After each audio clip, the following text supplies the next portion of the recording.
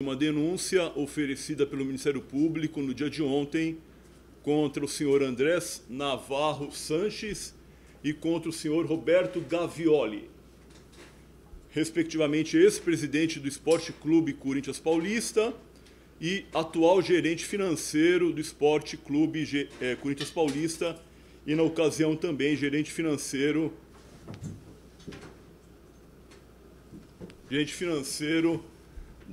daquela entidade. A denúncia versa sobre possíveis crimes de apropriação indébita agravada, continuada, lavagem de dinheiro e falsidade de documento tributário, crime tributário. Há também pedido de constituição do crédito tributário em relação ao senhor Andrés, porque desta postura engendrada e descrita na denúncia, resultaram acréscimos patrimoniais ilícitos. E é uniforme no direito tributário que não importa a fonte da origem para que seja tributável. São proventos de qualquer natureza que dão aso ao eventual crime tributário de sonegação fiscal, desde que precedido do prévio lançamento tributário, da prévia constituição do crédito tributário. Trocando em miúdos, trata-se de denúncia com 2 crimes antecedentes: a apropriação indébita de cartões corporativos e de bens constantes nas contas correntes do Esporte Clube Corinthians Paulista, a falsidade de documentos fiscais e tributáveis, a possibilidade de lá na frente eventual persecução penal por crime de sonegação fiscal e, por fim, resumirei agora a história, a investigação. A investigação começou dia 29 de julho de 2025, mediante sorteio ao cargo que o representante que vos fala ocupa. Instaurou o procedimento para averiguar a apropriação indébita, entre outros crimes. Esse procedimento veio instruído com matérias jornalísticas e com uma representação de um popular. E o artigo 27 do CPP exige que a autoridade policial ou o representante do Ministério Público, quando instado por popular e quando entregue a este representante informações referentes a crimes, é dever impostergável começar uma investigação. Dito isso, a investigação se iniciou. Aquelas notas fiscais que estavam estampadas no jornal foram, de maneira oblíqua, indireta, reflexa, corroboradas por pessoas que disseram a respeito de sua autenticidade. E a par dessa informação, nós solicitamos ao Poder Judiciário a quebra de uma das empresas, a quebra do sigilo fiscal de uma das empresas. Nós obtivemos deferimento nesse pedido e recebemos há pouco a informação que será oportunamente examinada. Concomitantemente, aquela representação de um popular instruída com matéria jornalística, também trouxe eventual malversação de uso de cartão corporativo empresarial. E nós também pedimos ao Poder Judiciário a quebra desses cartões, dessas faturas, e obtivemos o deferimento pelo Poder Judiciário e também, neste meio tempo, a vítima, a entidade esportiva Esporte Clube Corinthians Paulista, nos encaminhou as faturas de agosto de 2018 até maio de 2025. Pois bem, recebemos, nos debruçamos sobre ela e verificamos que, de fato, é claro, quando eu falo de fato, eu digo no momento da denúncia. Não estou aqui pré-julgando ninguém, até porque quem julga é o representante do Poder Judiciário.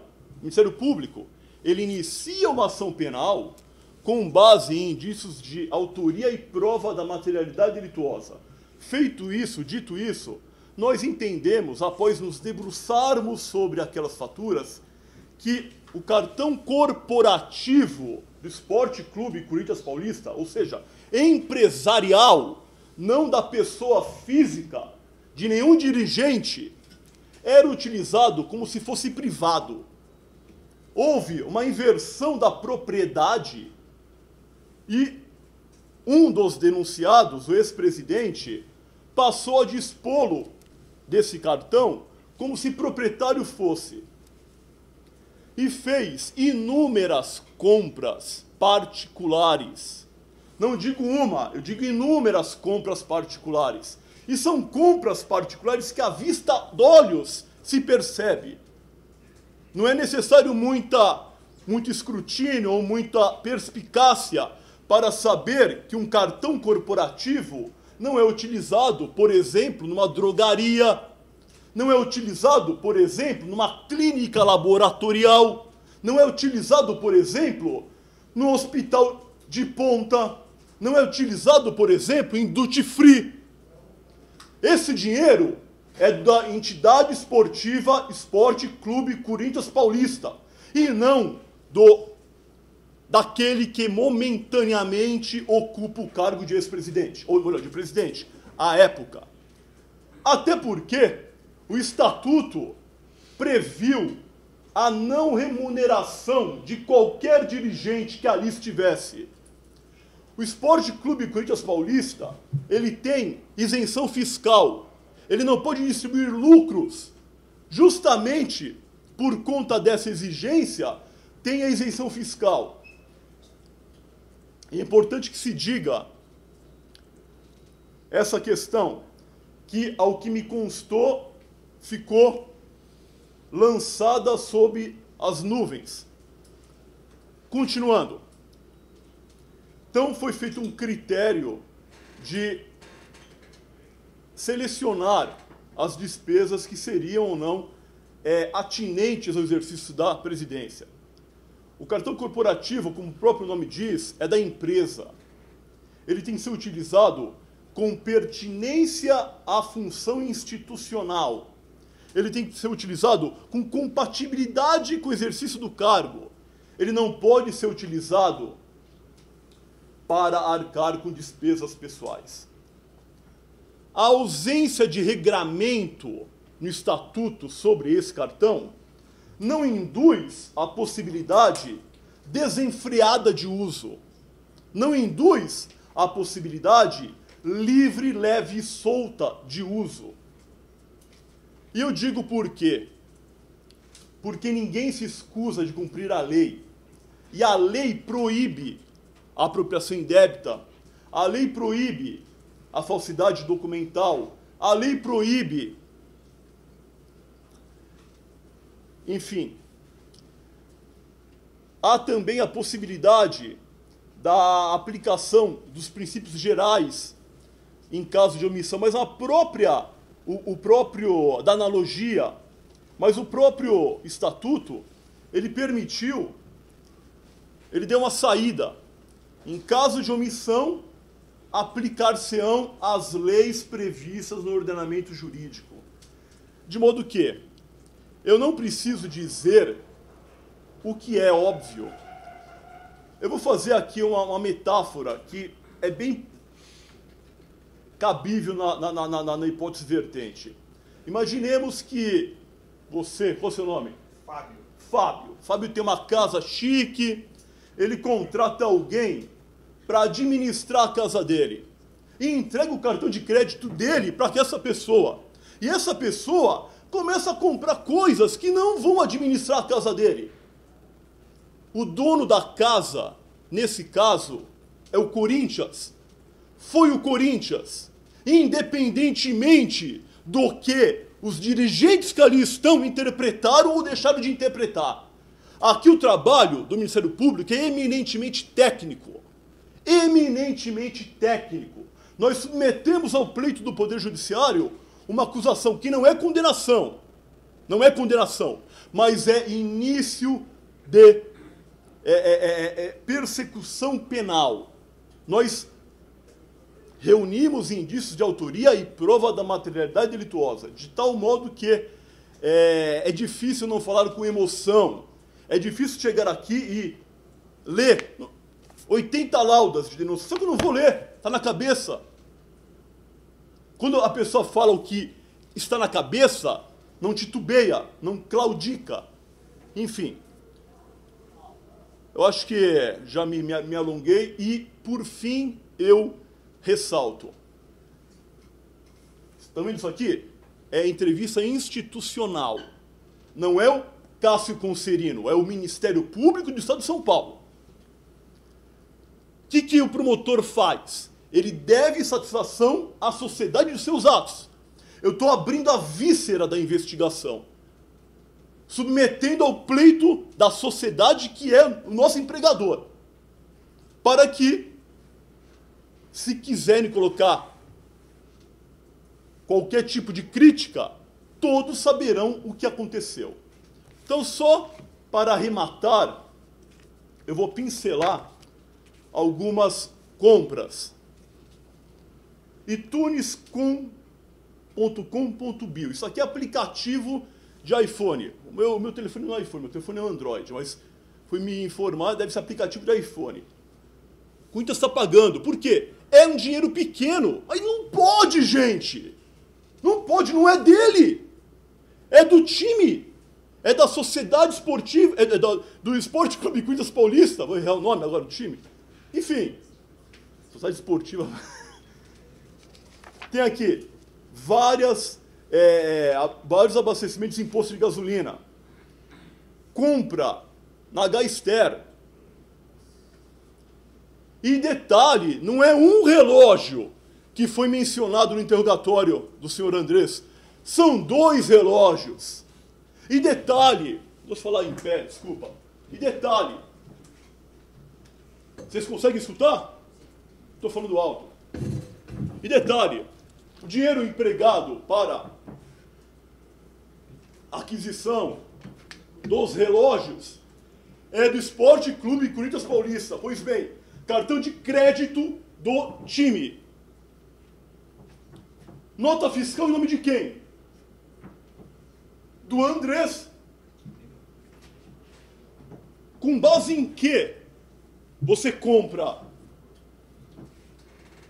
um relógio, 2 relógios com cartão de crédito do clube e faz uma nota fiscal em seu nome? E isso, segundo um doutrinador, Renato Brasileiro, que eu menciono no meu livro de lavagem de dinheiro, e eu fiz também menção a apontamentos do nosso livro, se trata de lavagem elementar. A lavagem de dinheiro não requer uma sofisticação engenhosa, financeira engenhosa.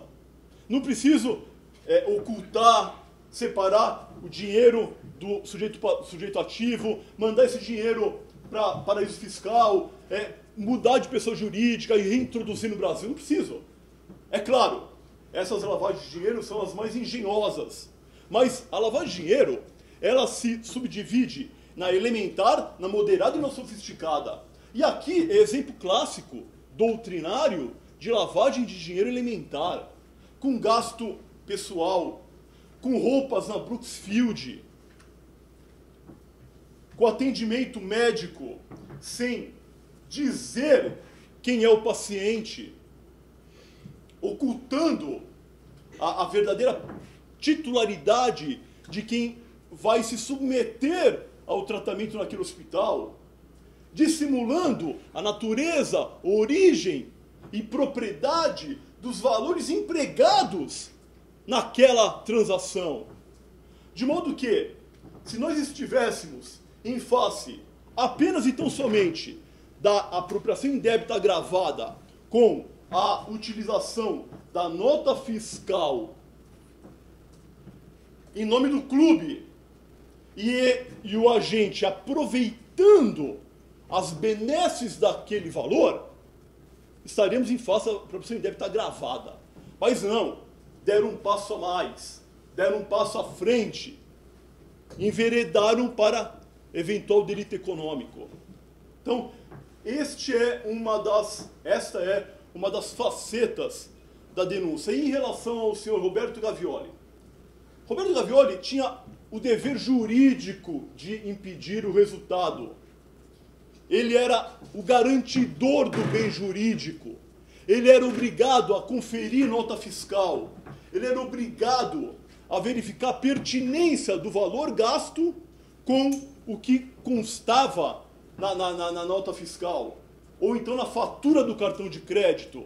Ele era obrigado a confeccionar relatório para apresentar para os órgãos superiores internos e fazer a prestação de contas. Só que nada disso foi feito. Nada disso foi feito e mais. Em interrogatório o senhor disse que não tinha o dever de fiscalização. Só que ele era gerente financeiro. Ele era remunerado para tal. E em sendo remunerado, fazia parte do trabalho dele, do serviço dele, da atividade dele. Por isso, ele ingressou também na qualidade de codenunciado. Então, resumindo, a denúncia é em relação ao senhor André Sanches e ao senhor Roberto Gavioli por esses crimes já informados. E só complementando, aqui nós estamos num recinto oficial, o timbre que os senhores receberam foi da assessoria de imprensa do Ministério Público, então quem fala aqui é o Ministério Público, sem personalismo, sem personalização, e fui além porque, por sorteio, caiu no meu colo. Simples assim. Tá? Então é bom que não tem nada além disso, porque, por motivos óbvios, ninguém ganha nada além disso, ninguém fatura mais por produtividade. Aqui não é empresa particular, empresa civil. Aqui ganha-se igual trabalhando mais ou trabalhando menos. Então, que fique bem claro. Por gentileza, umas 10 perguntinhas e a gente fecha isso. Promotor. Pois não. Lili Nascimento, da ESPN, bom dia. Tudo bem? Bom, depois desses crimes que o senhor passou, que os dois foram indiciados, eu gostaria de saber do próximo passo agora do Ministério. Tá, boa pergunta. Os próximos passos. Eu estava até uma semana atrás respondendo HC. Eu acho que eu sou o promotor que mais respondeu HC nos últimos tempos, porque HC impetrado por testemunha de acusação. Inusitadíssimo. Uma testemunha que eu ia ouvir, a princípio de acusação, sobre uma fatura, sobre uma nota fiscal, e entrou com HC. Aí mais, agora eu me lembrei, eu estou fazendo essa observação em relação a essa entrevista, porque num dos HCs, o advogado teve o disparate de dizer que eu não poderia me manifestar, que eu estaria arranhando a imagem do Corinthians. Está lá no papel. Só que, até onde eu sei, o direito de expressão, e ainda mais de um promotor de justiça com a antiga nomenclatura promotor público, da época do meu falecido pai, que agora, daqui 2 dias, vai fazer 1 ano do passamento dele, que Deus o tenha, é dever exteriorizar as condições pelas quais o trabalho foi formulado. Pois bem, voltando à sua pergunta. Então, estou respondendo HC, espero que esses HCs não contaram com nenhuma liminar. A Procuradoria-Geral de Justiça, já em 2 HCs, se posicionaram contra o trancamento da investigação.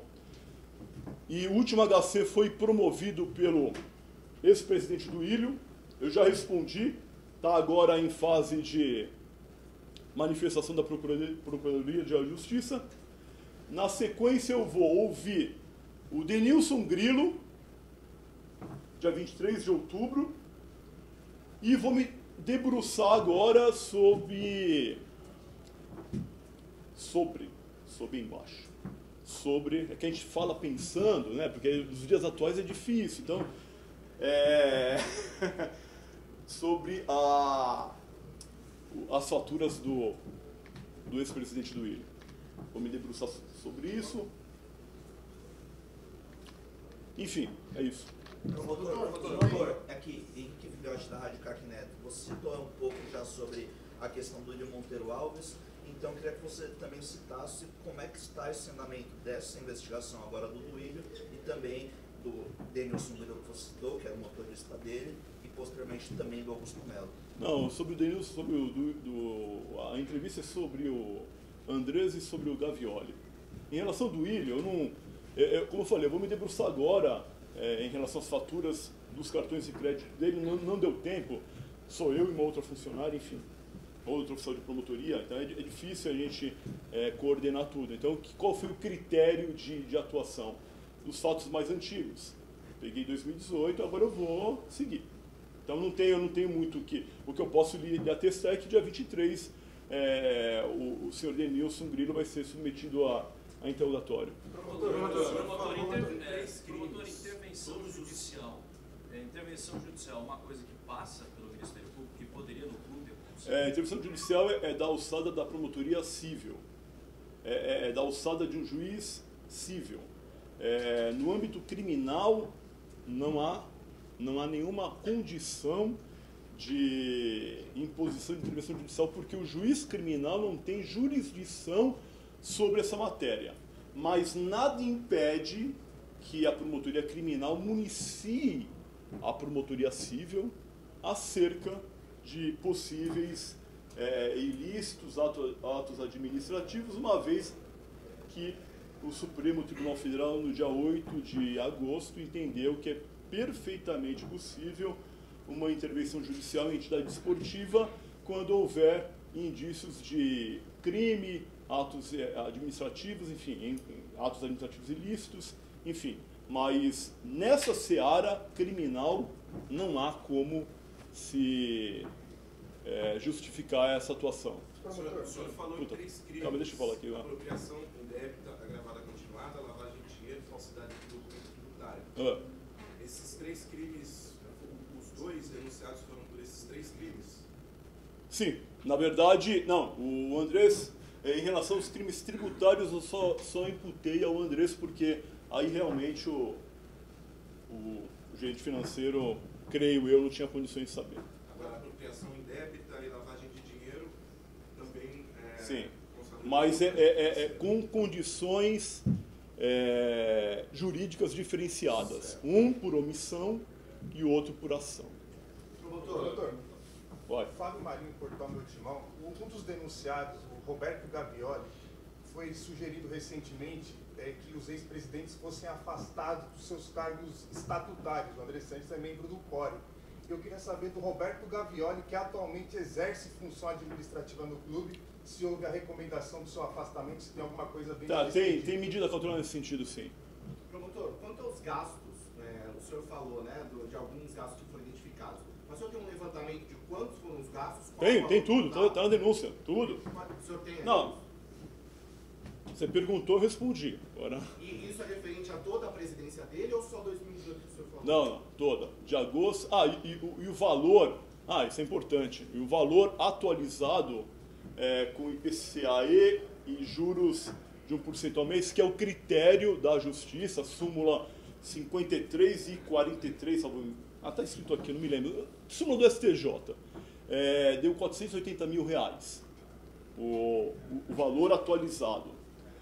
O Ministério Público ainda pede 75% desse valor a título de reparação por danos morais à entidade Esporte Clube Corinthians Paulista e 75% para o gerente financeiro Gavioli a título de dano moral. Por quê? Porque o artigo 387, parágrafo, inciso 4º do CPP, ele previu a possibilidade de ressarcimento da vítima.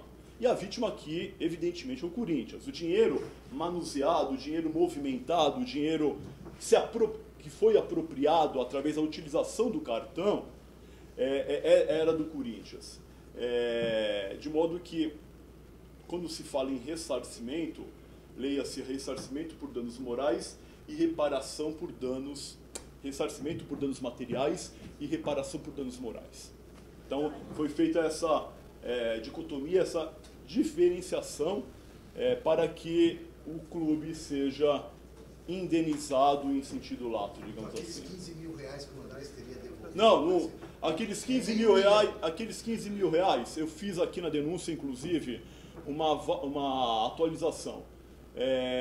Fernando de Noronha, a espetacular ilha de Fernando de Noronha e a aprazível praia de Pipa, que é muito bonita, por sinal, ela daria 33.200.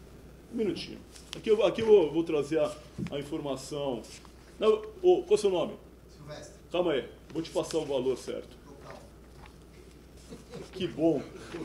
Não queria ninguém nervoso aqui, viu? Já basta eu.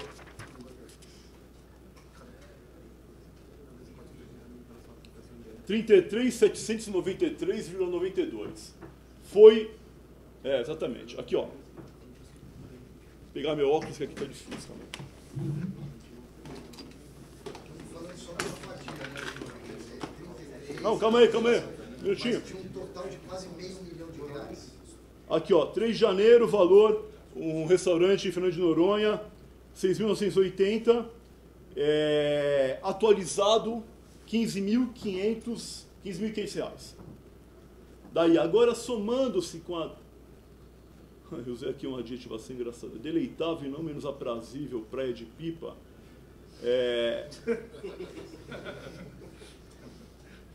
Tem-se o valor de...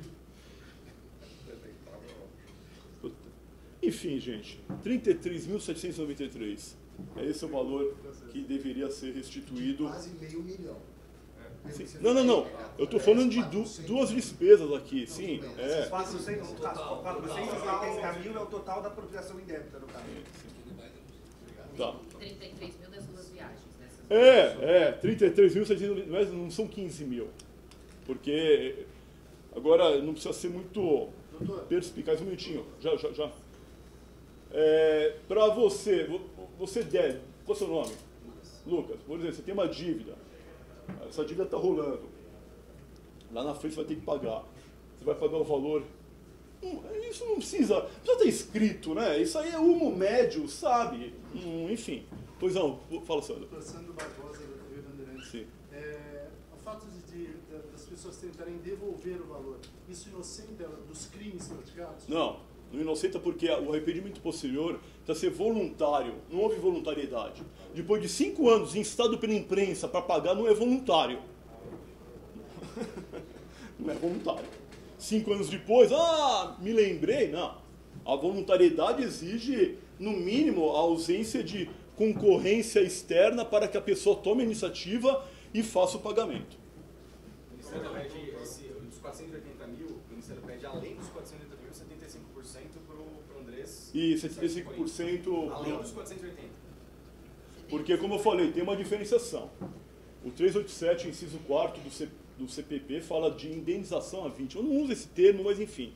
E entende-se que a reparação é por dano moral e o ressarcimento é por dano material. E aqui há de convir que há dano moral para o torcedor do Corinthians que está lá atrás, por exemplo. O torcedor do Corinthians lá atrás, que frequenta jogo, que eventualmente é associado do clube, autorizou o presidente a ir para Fernando de Noronha? Creio que não. Então, há dano moral coletivo. E é isso. Pois não? Algumas pessoas do clube são desembargadores, delegados. O senhor vem sofrendo algum tipo de... Não. Nada. Política, não? Na minha apuração, eu recebi a informação que parte dos documentos que estão baseando a denúncia foram furtados do Corinthians, tem boletim de ocorrência sobre isso. O senhor tem informação sobre Não, isso? esse argumento ele é vazio. Eu digo por quê. O argumento, o Ministério Público, ele pode atuar de ofício. Não foi o caso, hein? Foi instado mediante sorteio. É bom que se diga, se rediga, não sei se existe essa palavra, mas é bom que se enfatize isso. Recebi. Representação de um popular, artigo 27 do CPP. Alguém do povo pediu a intervenção do promotor. Ponto. Quem é o empregador do promotor? É o povo. Então eu trabalhei. O que tinha no jornal? recorte. O que eu peguei? Submeti recorte e cola, submeti ao Poder Judiciário e pedi a quebra da empresa.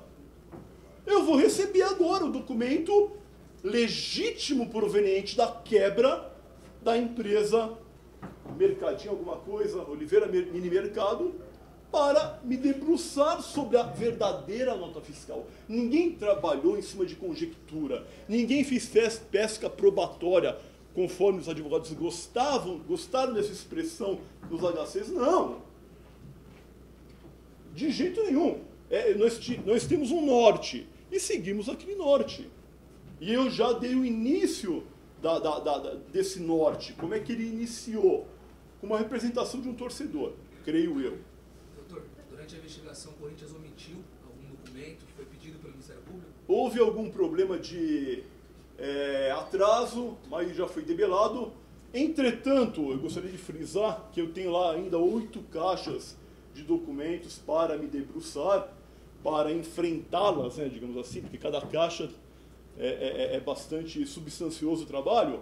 Eu vou examinar se realmente os documentos que me encaminharam são os documentos que interessam a investigação. Eu não posso falar agora se entregaram os documentos corretos ou não, porque eu não os examinei. De modo que se eu falar agora, talvez essa fale reverbere contra mim. As caixas que não foram abertas, existe possibilidade de ter somatórias diferentes da soma de 480, imaginando... Não, estou falando de outro. É o seguinte, essa investigação, ela tem... Na verdade, ela tem 6 vertentes, porque são 2 tópicos para cada ex-presidente. Você ia falar alguma coisa, não ia? Pois não. Você levantou a mão, abaixou, filho? Doutor, nesse contexto, não seria interessante também você ouvir, ou o Ministério Público ouvir o presidente do Fórum na época, o Guilherme Stranger, ou até o presidente na época do Duílio, para entender por que esses números passaram pelo Conselho Fiscal, pelo CORE, né, de orientação, e essas pessoas podem também ter prevaricado, né, não ter feito ali o seu papel de fiscalização. Elas também não são, de certa forma, omissas nesse caso? Num determinado momento, na conta introdutória, nós fizemos menção a essa questão e vamos aprofundar nesse sentido. Doutor, em dado momento da investigação, o senhor chegou a apurar uma questão envolvendo a relação de apartamentos de jogadores com o crime organizado, em que pé se encontra essa investigação, ela vai ser tocada daqui para frente, e hoje, como que você consegue ver a questão da instauração do crime organizado no Corinthians? Eu prefiro manifestar só sobre a denúncia, para não criar factóides, falácias, enfim. Claro, foi feito isso, mas é um traço estratégico numa outra vertente. Prefiro me manifestar só sobre a denúncia. Retomando a pergunta dela sobre a questão dos outros dirigentes, né, presidente do CORE, Conselho Fiscal, Conselho Deliberativo, porque em 2 dos 3 anos da gestão Andrés, as contas foram aprovadas, né? O senhor disse que fez menção a esses dirigentes na denúncia. Não, na denúncia não, na conta introdutória. Tá. Gente, é o seguinte, a pergunta era... eu já entendi sua pergunta, eu vou me antecipar a ela. Aqui tem uma questão fulcral. O gerente financeiro, ele recebe para fazer o trabalho dele. Os demais dirigentes não recebem. E aí, a gente tem que examinar o elemento subjetivo de cada integrante. Eu não posso deduzir que houve omissão. É uma espécie de trabalho benemerente. Cada um daqueles dirigentes tem seus trabalhos respectivos. Diferentemente do gerente financeiro. Esse foi o critério. Por exemplo, eu sou obrigado a fazer meu trabalho. E mais, um dado que chamou muita atenção e que foi patrocinado e protagonizado pelo gerente financeiro, a ponto de determinar a mim a ideia de que ele tinha conhecimento, foi que ele, pasmem, segundo no interrogatório, aduziu que o Corinthians não tinha crédito. Ele parcelou cartão de crédito. Gente, nem o mais jejuno pai de família administra a vida familiar dessa maneira. Todo mundo sabe que parcelar cartão de crédito é a pior alternativa das existentes. Então, lá, consignado na denúncia, durante anos, foram 3 parcelamentos, um de 7.500, estou arredondando, outro de 8.800 e um terceiro de R$20.000. Os caras ficaram pagando. Então, de modo que não me parece minimamente crível que o gerente financeiro autorizasse o parcelamento e não visse o que constava da fatura, gente. Então, lá, ali, está muito claro o dolo, a vontade de aderir ao projeto em tese criminoso, com a sua omissão. Em relação aos outros órgãos de controle, tem essa diferenciação que é importante, não é irrelevante. De qualquer maneira, nós vamos, conforme mencionado na nota introdutória, ir além para perscrutar, eventualmente, alguma outra omissão qualificada, mas a omissão qualificada mais evidente, mais simbólica, mais incisiva, é de fato a do gerente financeiro, que tinha obrigação de evitar o resultado e não o fez. Tinha obrigação de reportar aos órgãos internos, eu faço essa alusão na denúncia, fazer um comunicado oficial. Não me parece que tenha havido nenhum comunicado oficial. Pelo contrário, em resposta uma coisa importantíssima também, quando nós estamos fazendo a análise seletiva de cada compra, nós entendemos por bem oficial Esporte Clube Corinthians Paulista e perguntar se houve algum evento importante naquela ocasião que justificasse a presença institucional do senhor Andrés em determinado lugar. Não nos responderam. Disseram que não tinham agenda particular do ex-presidente e por aí vai. E mais, en passant, disseram que o senhor Roberto Gavioli, quando examinou as faturas, não percebeu tanta irregularidade porque a movimentação anual do clube é de mais de 1 bilhão. Aqui, senhores, e aqui é a fala mais importante da entrevista, leva-se em consideração o desvalor da conduta, não do resultado. Eu não estou tratando aqui de milhões, de milhares, mas o desvalor da conduta, da postura, da atividade enquanto ex-presidente.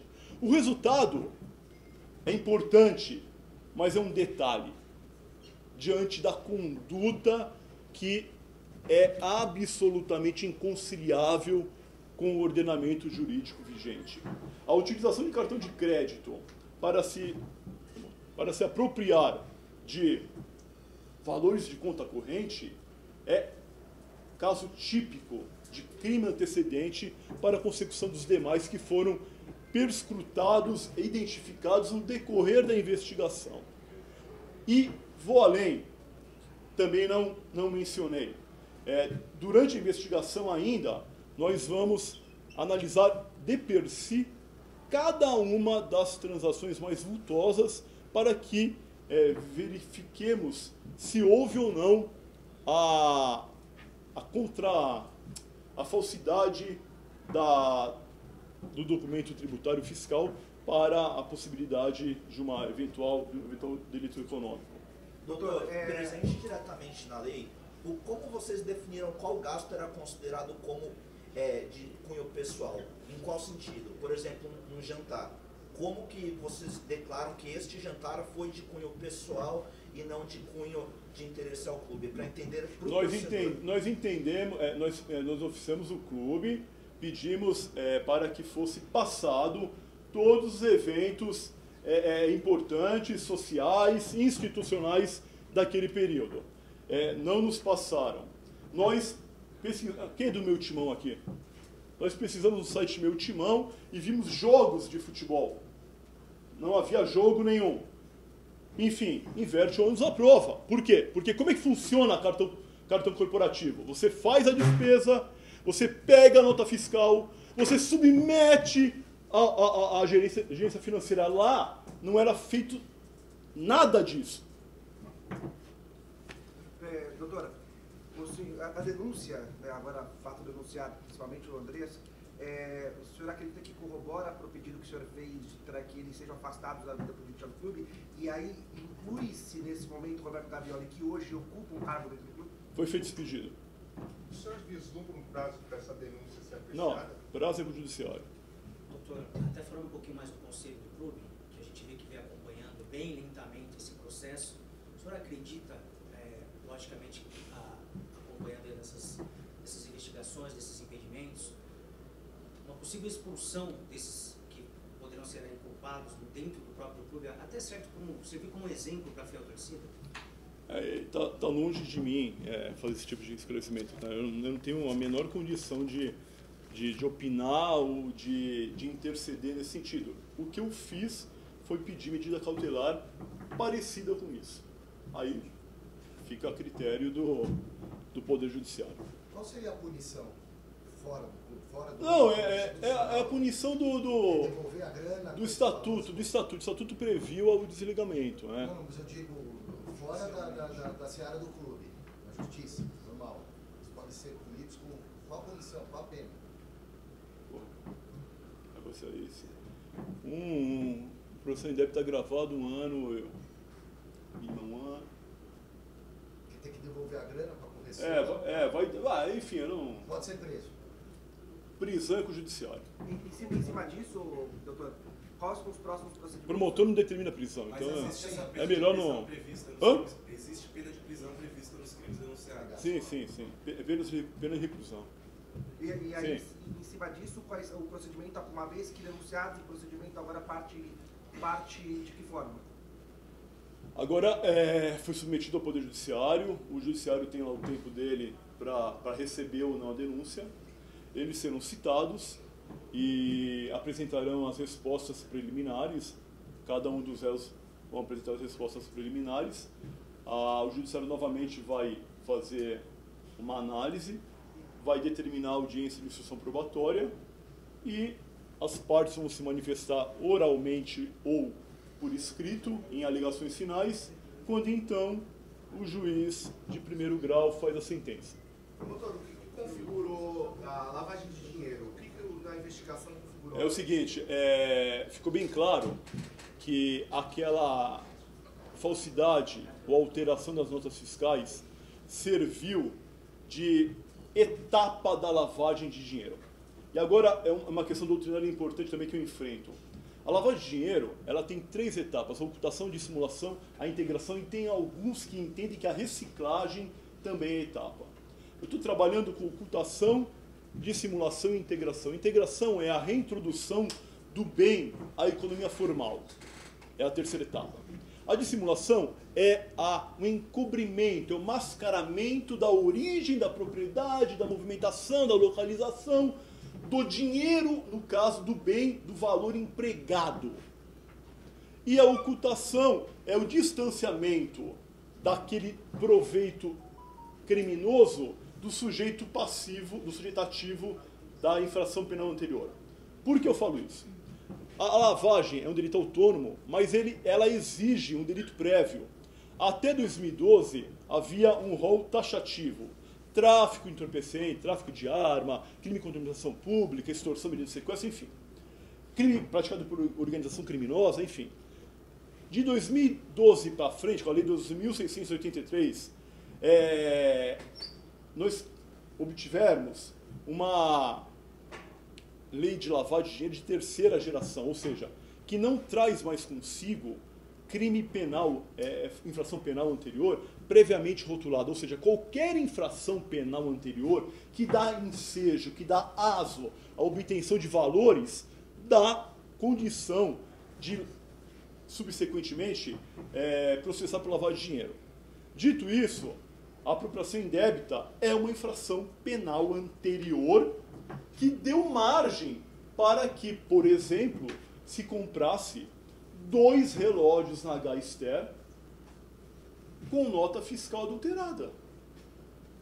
A nota fiscal deveria vir em nome do clube, não do Andrés.